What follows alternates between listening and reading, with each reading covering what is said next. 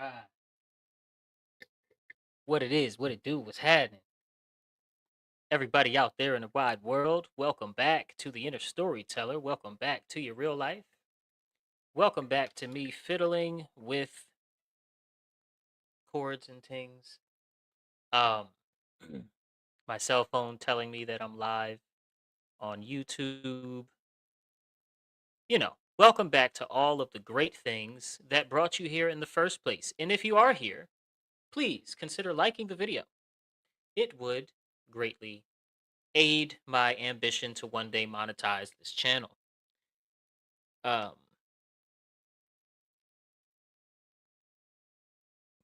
Manufactured Mentality is a series on this playlist on this podcast and it's a playlist on YouTube. And this is part two, so there's only one other video in this playlist so far. But the Manufactured Mentality playlist within this podcast, mini series within this podcast, is the series that I'm dedicating to be the backbone of, sort of the social aspects of this philosophy, the inner storyteller. The backbone of the social, not the whole thing, not the backbone of the whole thing. The backbone of the whole thing is what is the inner storyteller and how does it work, right? The question that we ask here is what can actually be improved with a proper understanding of the inner storyteller and how it works. So that's the core of the entire podcast. But the core of the Manufactured Mentality series, or excuse me, the Manufactured Mentality mini series is the core of the social aspect of this work here. And I wanted to say that off the bat so that you knew how important this information is to me that I'm getting ready to share with you in this episode and when we come back for part three, which will be a deep dive into moral relativism. Okay, it's moral relativism is a branch off of solipsism. It branches off very beautifully, and we're going to get into all of that juicy information about how your mind works, right? Not just how to help yourself or how to get rich fast and get rid of limiting beliefs so you can get rich fast. Not any of that. Okay, we're not going to play that game on this channel. Unfortunately, we are going to really understand the mind. We're going to really understand who we are, what our real potential and capacities are, and ability and latent abilities, maybe potential abilities you could say, are. And and we're going to explore how we can align with natural law to achieve our shared objectives like more freedom, less coercion, less corruption, more health, less disease, less illness, less sickness, less poison, right? Or less deliberate poisoning. Our shared objectives, the ones that far too much of the population has, even though there are some rare ones that do not share these objectives, but the ones that pretty much everybody shares in the whole world. To achieve those objectives, we must achieve the prerequisites leading up to those grandiose orders and learning yourself, knowing yourself through and through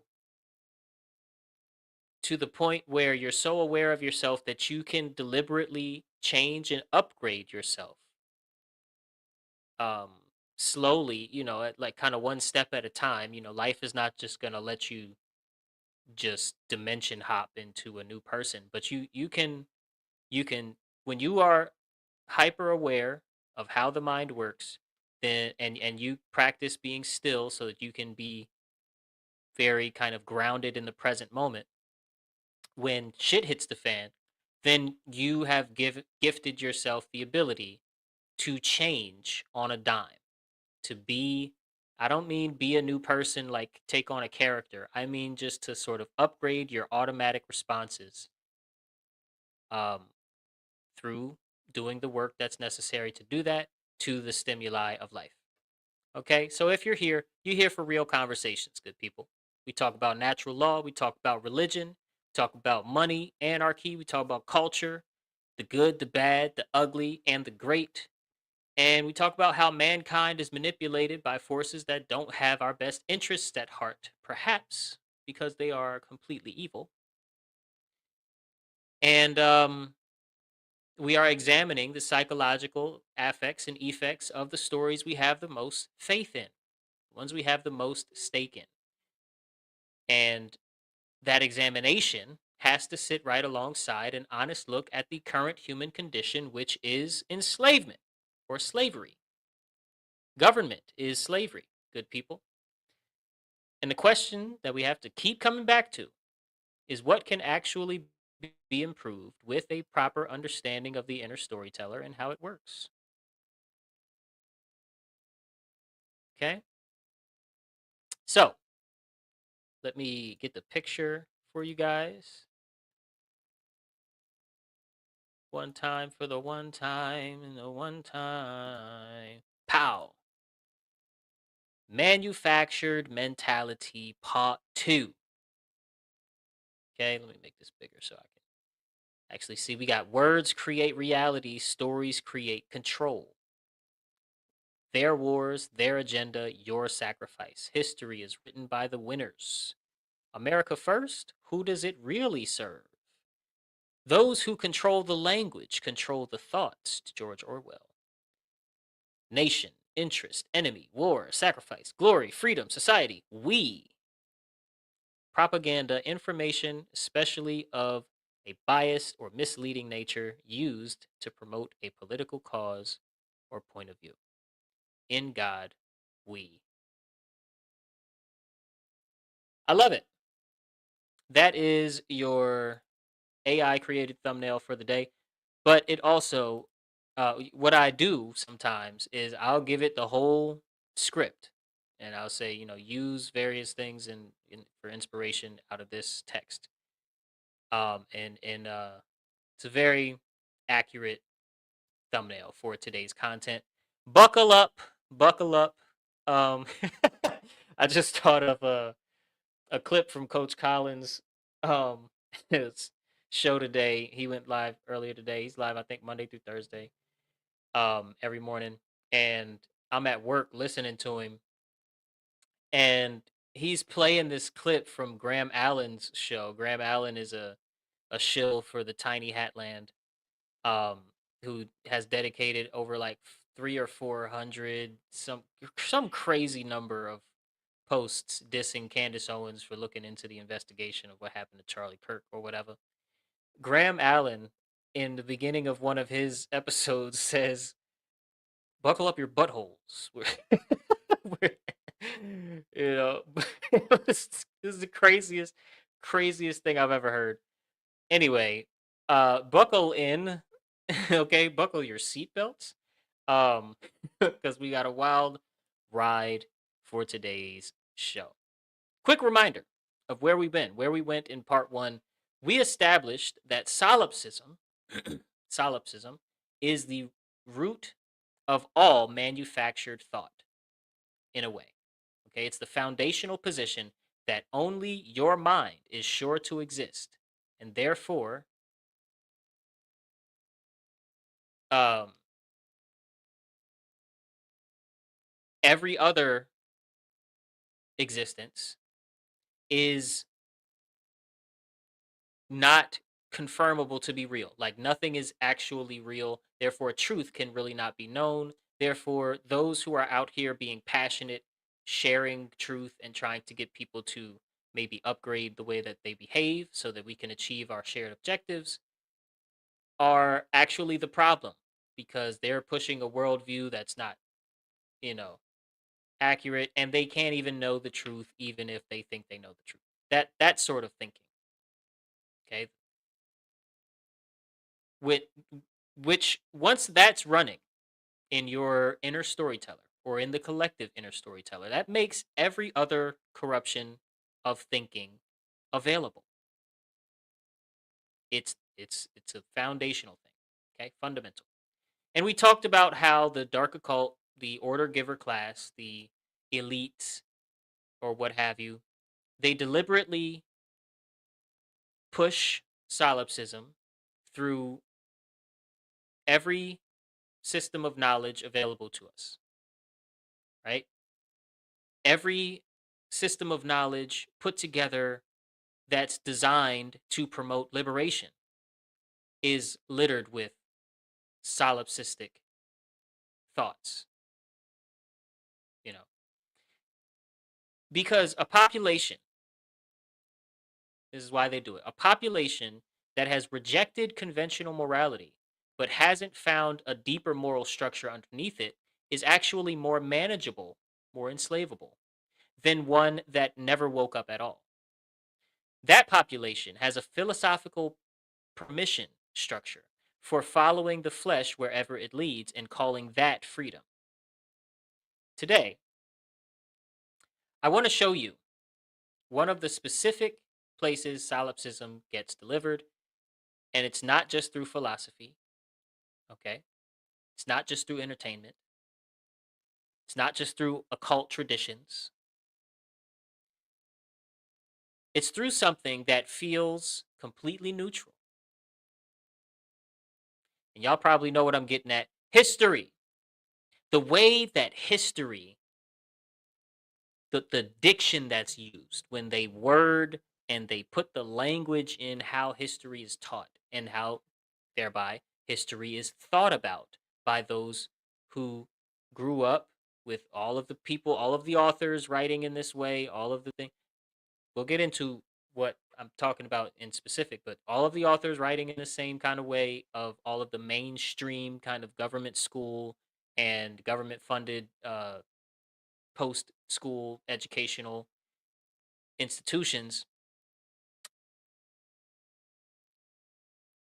talk about history in this way. Let's get into it. Very, very important. Very, very important that we see the magic trick. If we don't see the magic trick, it's going to continue to work. Okay. But if we do see the magic trick, it loses its grip on your mind in a way. Let me give you a sentence. Let me start this off with an example. A sentence you've probably heard some version of in a classroom, a documentary, or a book. The sentence is, before World War One, Europe was a continent full of tensions that were ready to explode. Now, that sentence is accurate about a very, very small percentage of the people who were actually living in Europe in the early 1900s and late 1800s. The kings, the generals, the financial interests, the governmental administrators, the military strategists, and military personnel in general, who were positioned for territory and resource dominance. Those people, the so called governing body and the financial class, which is always obviously tied to and regulated by the governing body and influencing what gets written into the regulation. The so called governing body class, they were full of tensions ready to explode. In fact, they did explode. World War One happened, millions lost their lives. And then World War Two happened not too long after. The regular person, though, the majority of people alive in Europe, and when I say majority, I mean the 90%. Okay, I don't know exactly what the percentage of military personnel for every single country was back then, but let's just ballpark it 85, 90 to 92% or so of people. Okay, not some 50%, 51% majority. No, the real, actual, everybody else up there in Europe. The farmer, the farmer in Bavaria. What was he doing? Well, he's probably farming. He's probably taking care of his woman, right? The woman in France raising her children, what was she doing? She's probably going to church or something, socializing, going out drinking. I don't know. The laborer in what's another in England. What was he doing? Well, he's probably laboring. He's probably going to work every day. Were these people holding tensions for Russia, outside of reading the news or something and having a feeling for, I don't know, 15 minutes? Were they holding tensions? These people were not worried about whether their country would be able to expand its borders. They were not participating in the planning of the unfolding agenda of those who were governmentally and financially, first of all, literate, but also interested.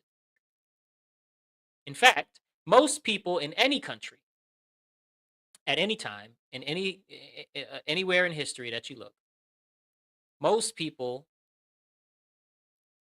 were not financially literate or literate about the real deep rules of government and how those rules work, and or the rules of procedure for their like parliament or court system or whatever. And that's why they have to rely on the bar cards, the the uh the system itself. They have to rely on personnel from the system itself,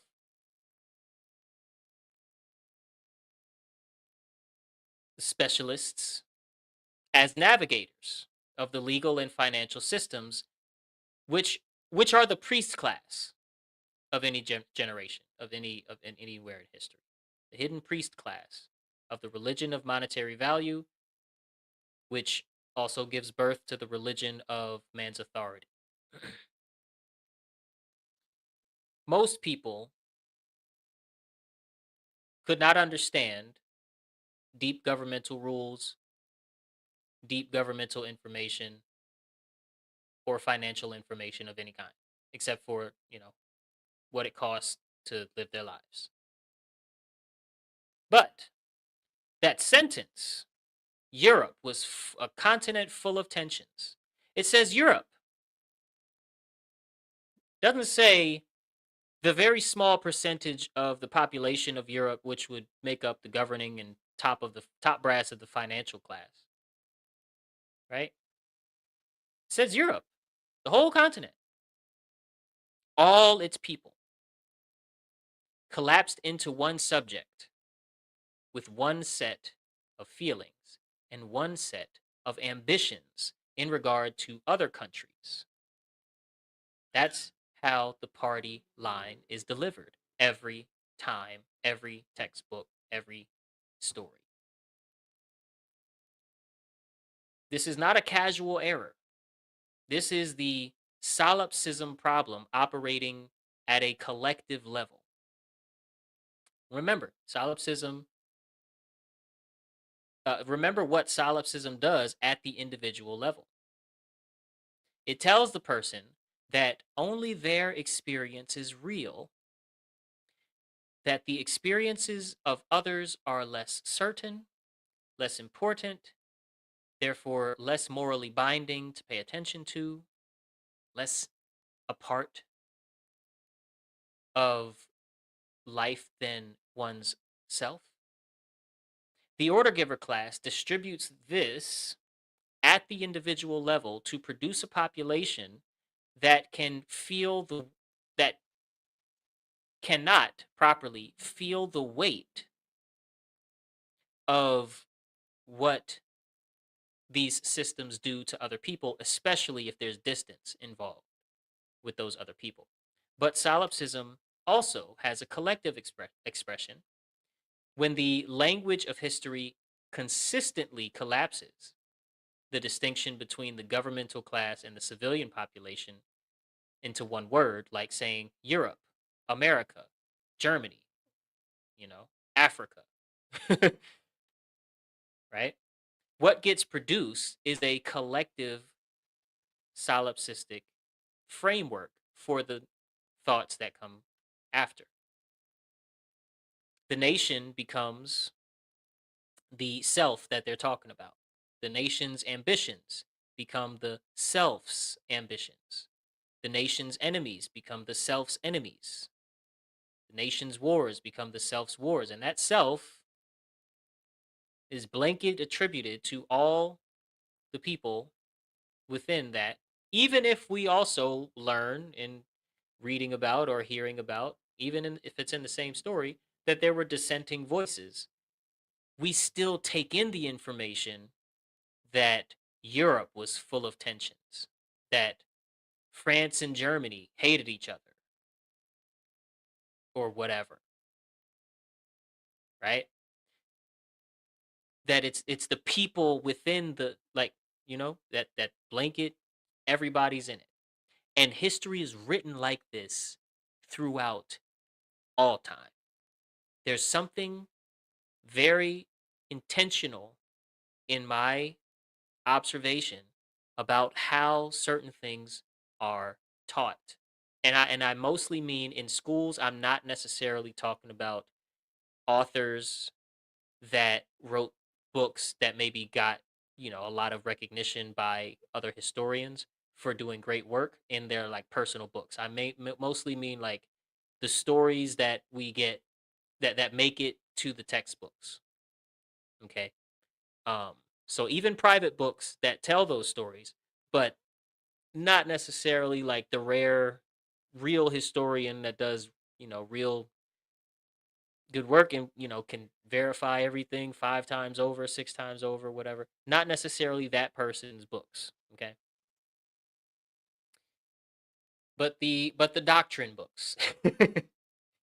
The farmer in Bavaria did not have a war to fight.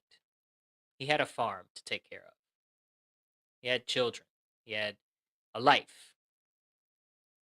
right? It was not in any meaningful conflict with France. The conflict belonged to the governing class. It belonged to the sorcerers, the mind controllers. Once the language of history has trained the inner storyteller of every person who received it to experience that conflict as their own conflict, as the self's conflict. And once that identification is installed, once the citizen and the state have been filed into the same drawer, something very specific becomes possible in the realm of how that person can be controlled, how their mentality can be manufactured favorably to you at their detriment. I'm telling you, we got a crazy ride to go on. I just want to make certain things clear. Sometimes you might have to watch an episode twice. Keep up, because just stay with me, y'all. So this is what becomes possible. The governing class can use the language of civilian interest to justify its own agenda. It can say we, meaning the nation, meaning the people, have interests that require this policy, this war, this tax increase, this sacrifice, this invasion of your privacy, this stripping down of your rights, this stripping down of your recognition as a whole human for the greater good. And the inner storyteller already trained itself to identify with the state, meaning, oh, if it's in the state's best interest, it's in my best interest. This is the manufactured mentality under all statism. Okay? The story that, since history is told in such a way that it kind of leads to a very natural, very easy to slip into self-identification with one's own nation and with conflicts that affect one's nation, even if it's between two nations that didn't directly put boots on the ground near you, right? This is the manufactured mentality under all of the statism.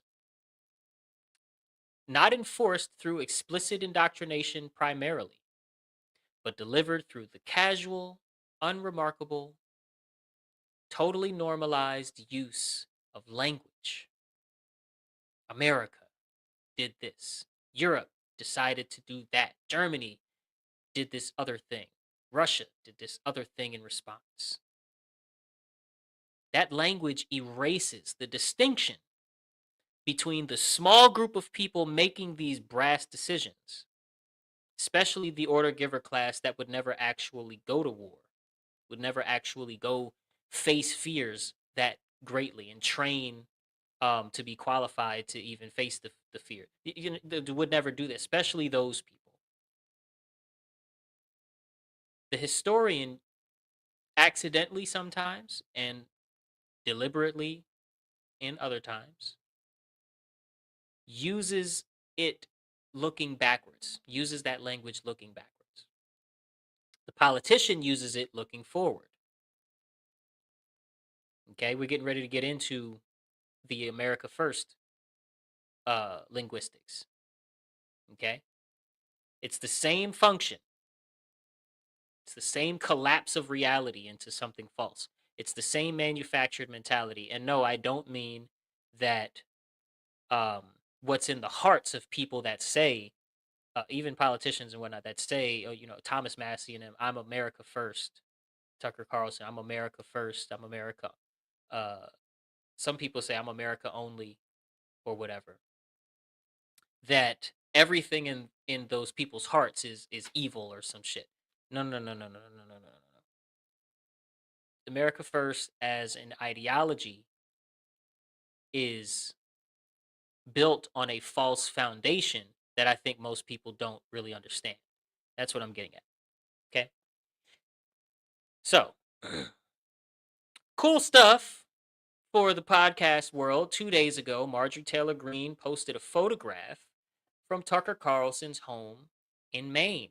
And around the table were Marjorie Taylor Greene and her husband, obviously Tucker Carlson, Thomas Massey, and Joe Kent. And the caption read, "We said no more foreign wars, and we meant it, and supported Donald Trump because he made that promise. But he's betrayed us all. Our commitment is America first for all Americans, right, left, and center. The movement has begun." And then music started playing. Mm, mm, mm, mm, mm, mm, mm, mm. You don't even know. It was cool. It was a cool little moment. Cool little moment. Now, some of the genuine grievances in that are very real, obviously. No more foreign wars. No more more wars, period. Full stop. Is an actual civilian shared objective. A civilian interest stated correctly, right? The Einstein files. You know what I'm saying? The island boy, Mr. Jeff. That the push for that file release, which cost, Massey and Marjorie a lot in their career. Um that's a real civilian interest. It was a real accountability demand, at least the very beginnings of one. It was the real beginnings of it was, or excuse me, it was the beginnings of a real accountability demand from the government. Right now, obviously, we fast forward to today, and nobody's. Well, if I guess if Miss Maxwell is locked up somewhere, which I don't even believe that's true, but that's just me. I don't, I'm very conspiratorial minded. I don't know. I can't see her with my own eyes in a cell. Um, but besides her, not really anybody has been held accountable. And obviously, there's still what they say, like it's three some odd million more files, right? None of the videos are out. Um, so some of the grievances in the caption and in these people, when they show up on interviews and they talk about this stuff, are very real concerns for the civilian population, the 99%, right? But here's the question. The inner storyteller framework wants to ask this question: what specific structural changes are actually being proposed? Because America First for all Americans, right, left, and center, is not a structural proposal. That's a catchphrase. It's a phrase that does exactly what Europe was full of tensions does to the mind. America First. It collapses the distinction between the governing class and the civilian population into one subject with one set of interests, right? Quote unquote, America, which should include me. But I don't agree with any of those people. Obviously, I'm an abolitionist and an anarchist, so I don't believe in slavery. I don't believe 48 times the charm, personally. It's just not my belief system, right? Can't point to the founding fathers. They were slavers. It doesn't make sense to point to them. They also created this centralized power structure. Um, you can't point to anybody after the founding fathers up to 1865. Lincoln or whatever. And then when you look at Lincoln and you look at him with deep scrutiny, you find that scholars disagree on his reasoning for doing what would again be the first step of addressing slavery, but instead converted it into now everybody is just a wage slave. We're going to start that game. The game of slavery is going to change form in in what may be the grand plan of super communism, one world government they that secret societies have been writing about and publishing publicly for decades, maybe centuries, actually. But they use this terminology, America first, right?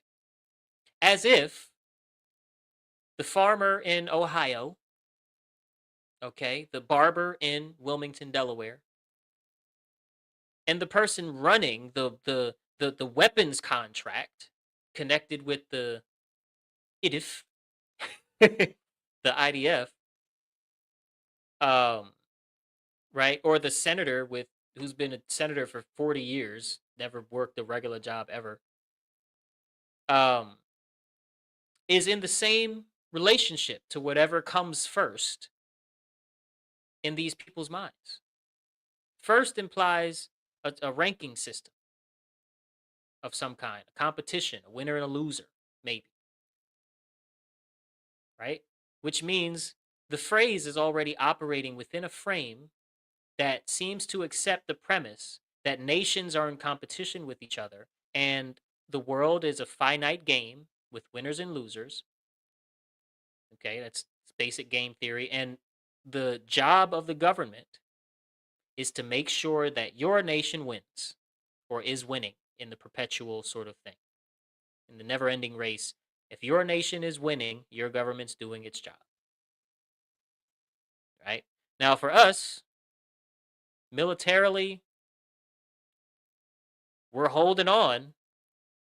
I think we happen to be winning in a lot of sense, a lot of certain things, military might, military force, not necessarily military strategy. I think we're pretty dumb in that category, but we're winning in certain ways militarily. But the people, oh, we got to be the dumbest kids ever. Americans are behind in everything that matters. And this is before we even mention that all of our food and all of our water and all of our air and all of our gas is poison to high hell, right? The farmer in Ohio is not in competition with the maid in Ukraine. Their actual interests, the farmer has interests in good soil, freedom to use to like collect rainwater, um, God's grace and some fair weather, healthy children, maybe, right? The maid in Ukraine, good tools to use, healthy work environment and schedule, um, peace, right? Their actual interests are identical, pretty much, regardless of which flag is planted in the ground where they happen to have been born. And the vehicle being organized around this is called a third party, right? That's what it's called. It's called a third. There's already more than three parties, but it's called a third party or another party. Another set of people asking for the population's energy, loyalty, trust, right, and time. Asking for these things to operate the same apparatus that at current is taxing us at damn near 50%, which is not even close to the biggest issue that we have, but it's a huge issue for what it feels like to be alive in 2026 if you're not, very well off and without children.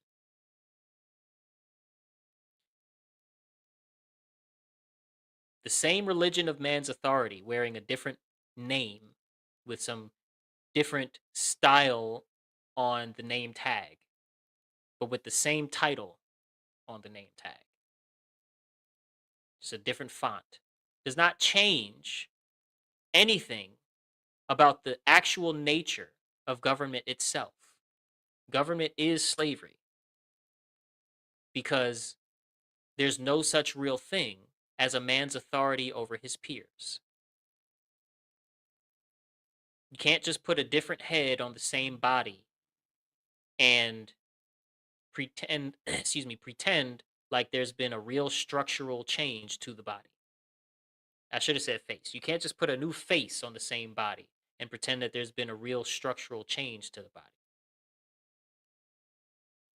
Do you know how much money it would take for what was that, like six people to actually structurally change this machine by themselves without basically the entire country or maybe even the world turning its back on the current system, with that, like with us not doing that and us just kind of being mundane and saying, okay, please do what, do it for us, thank you, we're just going to keep going to work and act like nothing's happening, we're just going to keep going to school, we're just going to keep, overpaying for everything and act like nothing's happening, do it for us, thank you.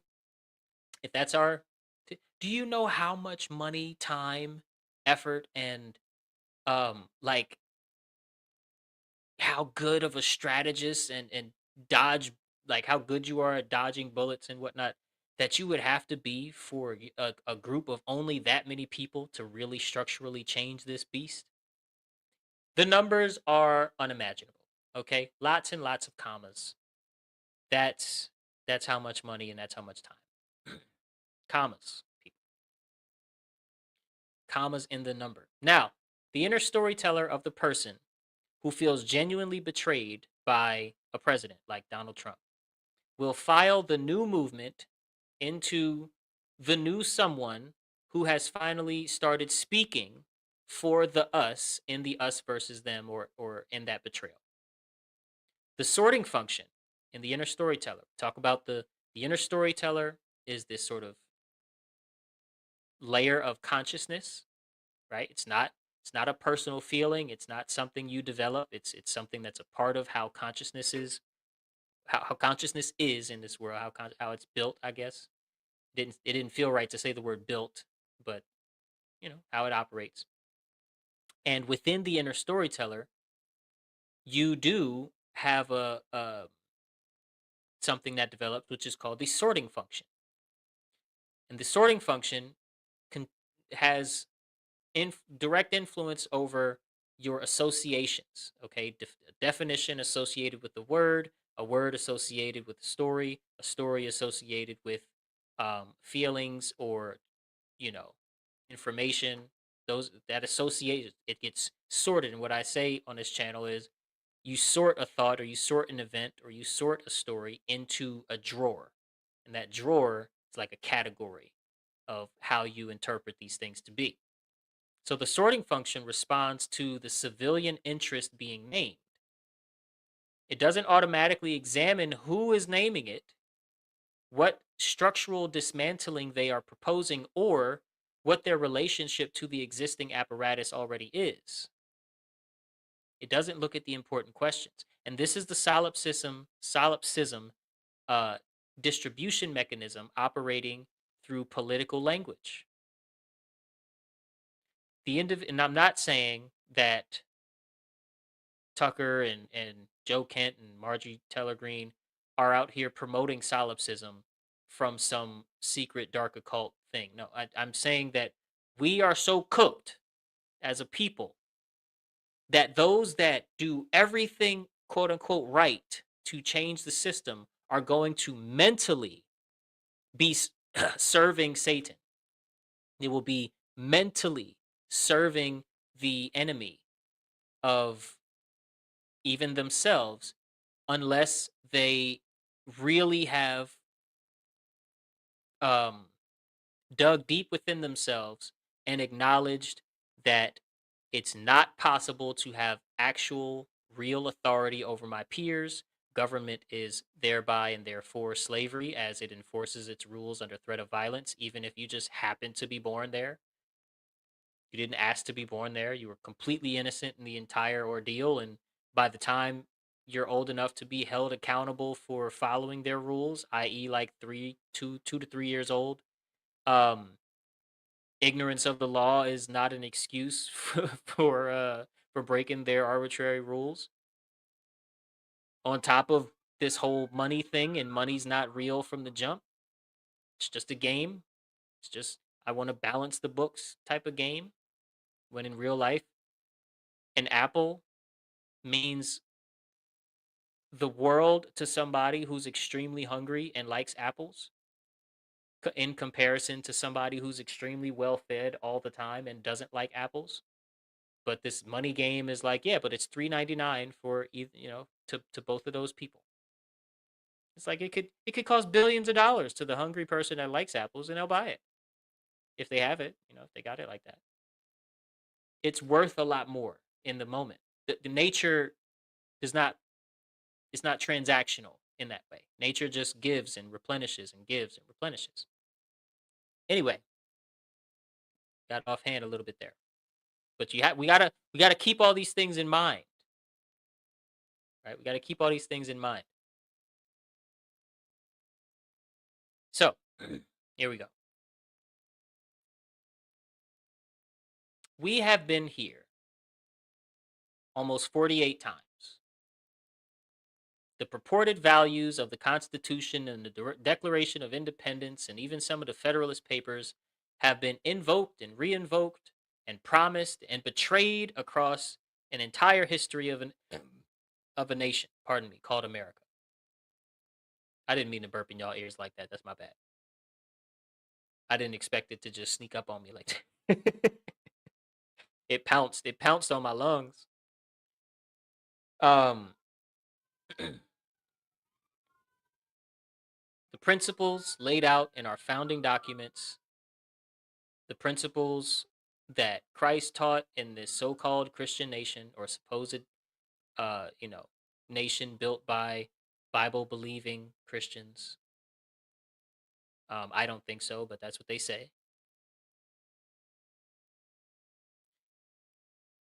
The bet that the next set of people will somehow be better at honoring better at honoring these principles than the previous ones. It's not a very good bet.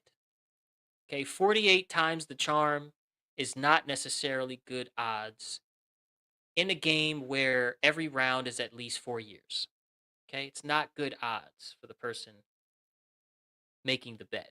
Oh, 48 times the charm. It's got to work this time. The manufactured mentality that mommy money and daddy government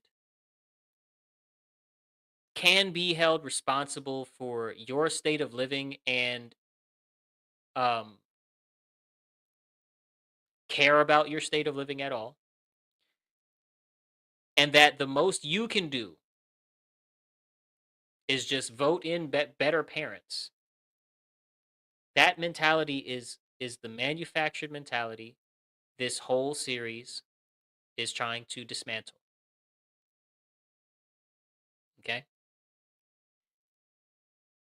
Now, you may not remember, if you're in America, you probably don't remember that in September of 2025, we're not talking about Charlie Kirk on this one.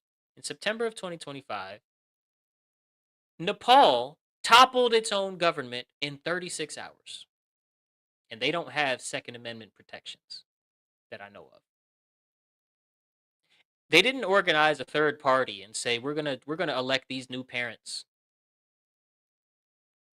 No, they didn't select. They didn't choose from a lineup of better candidates through the existing system. They didn't just hope that the governing body would upgrade itself from the inside out. No, they withdrew their participation in the game and they did so at real cost. Okay, 74 people died, which is not good. It's not good. Okay, over 2,000 were injured. The prime minister resigned. Government buildings were burned. And the movement didn't even have a leader. It had no party platform, no detailed blueprint for what exactly comes next. Pretty sure they used Discord to select their next um, attempt, their next kind of structural attempt at any kind of leadership. What's precise for today's episode, is what those in Nepal didn't necessarily have.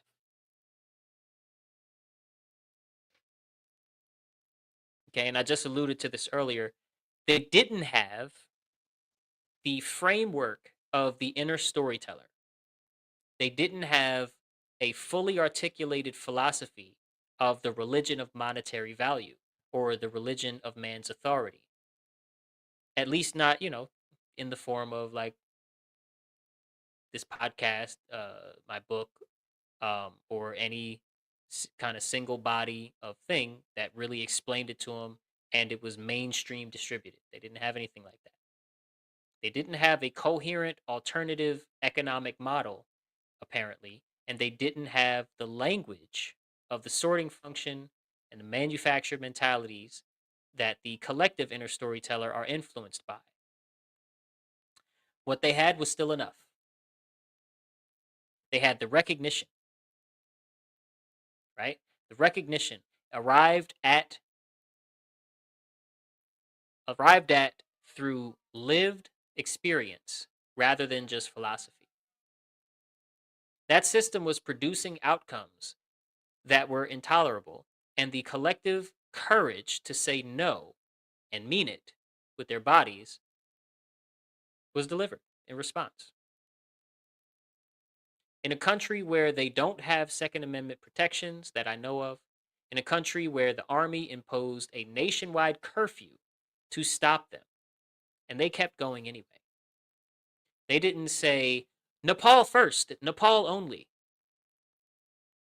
that I know of. They didn't form a third party. They said, yo, enough. Enough. Shut it down. Shut it down. No. No. Not listening to you. That's what they said. Some of them said, ugh, hi, God. And that really sucks. That's bad. That's a bad thing that happened. But it did happen. It is true. Okay. And they toppled their governing body in 36 hours because they said enough is enough and demonstrated the consequence of making your whole population choose to do that. Their uprising followed the youth led toppling of governments in Sri Lanka in 2022, Bangladesh in 2024, just a year prior, a wave moving across South Asia of populations who used history to study morality rather than just using morality to study history, who looked at what the system was producing and concluded that this is what the system does. This is not just a fluke. This is not just bad leaders. This is the system. Our suffering is the system. Enough. The language of their history may one day say that Nepal was full of tensions, right? And it will collapse their lives and their courage and their genuine human no into a single word that serves whoever is writing the sentence. And that's how the cycle may continue. But the act itself, the withdrawal from compliance with real cost, that act was real. That could not have come from a solipsistic mindset. It was the opposite of solipsism. It was a population feeling the weight of of what the system was doing to people outside of just themselves and deciding that that weight obligated them to do something about it. Okay? Italy has been running a sustained wave of general strikes and mass protests since September 25, and that's still ongoing today. Over 1 million people demonstrated in Rome in October 2025, and dock workers refused to load weapons shipments, not as policy, right? Not as something coordinated by party leaders in any rank and file system. No, people saying no with their labor at the point of actual consequence. They didn't petition the government, they didn't petition their boss. They said no in the moment. They didn't just reform the government from the inside out or form a third party. They refused to do the specific thing that they were being asked to do because they identified it as wrong. The Italian movement also illustrates something important about the managed form of no. There is a way that you say no and you think is coming from you, but it's actually manufactured. And then there's a way to say no because you're aware and you're present and you're deciding that this is the story that you want to live by, that you want to live. So the Italian movement also illustrates something important about the managed form of no. You got union bureaucracies. Bureaucracies. Union bureaucracies attempted to absorb the energy of the radical base unions, calling their own strikes, timed to dissipate momentum, limiting demands to modest changes to the budget, and diverting anger into channels that do not really threaten a system's foundation. The third party, America First, America Only, or whatever, is also a managed form of no. Now, the dock workers who refused to load the weapons was a genuine form of no. No, we're not going to physically do this thing. We're no longer doing what the system wrote down as the procedure when the order is given. The managed form feels like action. It generates energy, courage, momentum, and belonging, and it leaves the load bearing structure intact because the people managing it are themselves inside that structure and dependent on its continuation, not necessarily its controllers, but somewhere in the structure itself. And thereby, through the religion of monetary value, they believe that their survival, that human beings' well being, or maybe their countrymen's well being, is dependent on that system continuing as is, status quo. Nepal and Italy did not necessarily need the inner storyteller framework to act. Okay. And Italy's little movements did not get wholly swallowed by the mainstream, although there is some of that going on. And I'm not an expert in exactly what's happening, so I will not discuss specifics today. But what they did have was the fruit test. You know, they looked at morality and they looked over history, looked back at morality, like, wait a minute, I can see a pattern here. If we are collectively following orders that are similar to these types of orders, we are getting these fruits. Oh, we got to stop this. And they did so. What the framework adds is the why underneath the what, right? Not just that the game is wrong, which is enough to act, but why it keeps regenerating itself even after the people do really say no in genuine ways. Why the third party fills the space where the previous betrayal was, why the union bureaucracy absorbs the radical strikes and replaces it with managed strikes. Why the farmer in Bavaria in 1913 found himself conscripted into a war between governing classes he had no part in planning. Why Europe was full of tensions that were ready to explode sounds like it's about the people when it's really never, ever, ever been about the people. Not once. And why solipsism is the specific manufactured mentality being distributed through all of it. Because a population that has been trained to experience the nation as an extension of themselves, to feel the nation's ambitions as their own ambitions, I should say, to feel the government's ambitions as their own ambitions, the government's enemies as their own enemies, the government's leadership as their own representation, that population is running a solipsism train of thought collectively. A solipsistic story lives in their collective inner storyteller. The governing class is the only real self. Everyone else is just a supporting character in the story of our great nation. The history, language installs the mentality, and the nationalism language activates some of the mentality, the people, the activates the people to be activists under the ideology. And the third party movement, is like the manifested one of the manifested fruits. We'll see where this movement goes, by the way, and I'm not dissing any of these people personally. In part one, we established that a manufactured mentality is not just conditioning. It is the result of deliberate installation of by people who understand exactly what the stories they're distributing will produce and who can benefit from that production.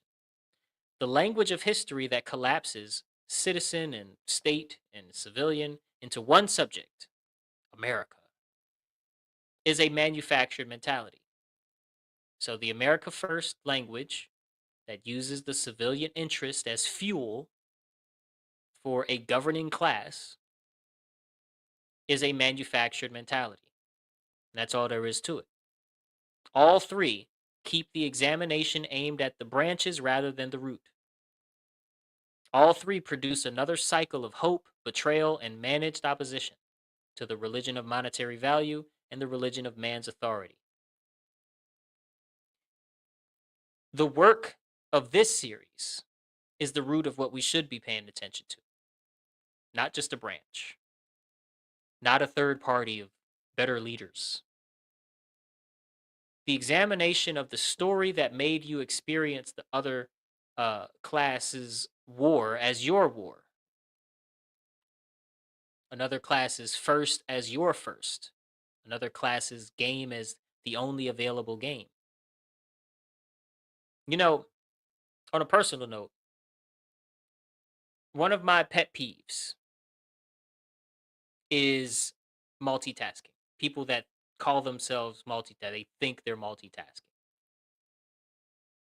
Specifically, watching someone I know very well and love very much try to do two things at once and do those two things badly when, since I know them, I know they would have done either way better alone. It's a pet peeve of mine. I instantly get frustrated, right? And I know I instantly get frustrated. And I know it comes from a belief, a story that I carry in my inner storyteller, right? I tell myself, whenever it's possible, we should give our full attention to whatever thing that we're actually doing in the moment. And obviously, multitaskers are trying to do that with two things at once, and it's not possible. Now, that belief, we should give our full attention to what we're doing, is mine. It's my belief. I didn't necessarily manufacture it, but it's something that I genuinely think produces better fruits, better outcomes, better results, and better presence and better relationship than trying to multitask. But that belief also lives in a drawer marked as how the world should work. I see that I get frustrated because my belief is the world should work this way. And when the world doesn't work that way, when the person I'm watching is doing, what makes sense to them, but the thing that gets on my nerves, my reaction comes from that drawer. The world should be working the way I like it, right? Now, the honest move is to recognize that, not necessarily to abandon the belief. Again, I genuinely think if most people lived by the principle of giving your full attention to what you're doing, that the world would be a more easily navigable place. So you don't just abandon the belief out of full stop, necessarily. You don't just pretend multitasking is fine either, but you move from you move the experience as much as you can at any given time from the drawer that says this is how the world should work into the drawer that says I wish the world was this way, but how do I show up as my best self, right? Because those two drawers produce different responses in the same moment. First produces frustration aimed outward at somebody else. The second produces a question aimed inward. Given what I'm seeing, what's happening, how am I to show up as my best self? And I say all of that because I think that our collective stubborn points, our shared patterns of annoyance, our cultural pet peeves, if you will, they come from stories filed in the how the world should work drawer that haven't really been examined for what they actually are, right? They haven't been scrutinized for are they actually true? Are they actually useful? Are they actually producing the results that we want to produce with our behavior patterns? And the story of government, as it's told and as it's understood, the story that a class of people has a legitimate authority over all of their peers, and that a government's ambitions are your ambitions, and a government's enemies are your enemies, right? The solution that the solution to um, governance, the problem of governance, is just better governance. That story is the most heavily manipulated story in the history of manipulated stories. And it's been filed into the how the world should work drawer of more human beings across more generations than any other story that has ever been deliberately distributed by evil people. So, moving it doesn't mean the world becomes easy. Moving it meaning taking it out of the drawer of this is how the world should work, putting it into this is how the world does work. How do I show up as my best self drawer? Moving it doesn't mean that the world becomes easy. It doesn't mean that the problems disappear. It means that you stop spending your energy reacting to the manipulation and start asking, given that this is what's actually happening, what's the most useful version of me? What's the best version of me available right now? What story in this moment am I willing to live? What story are you willing to live? Good people, let me know in the comments because I just got to know certain things. I just got to know all the things. Okay? Um so very excited. So very excited. Tomorrow we got Sarah Cross coming back. Spill some more tea. We're going to get into some deep topics that still touch the medical industry but also look a little deeper at the human mind. So I'm stoked for that conversation. Sorry for going over an hour, but I know y'all, some of y'all like me enough that it's not gonna make you mad. And I will see you all tomorrow with a set across. Peace and love always in all ways, baby.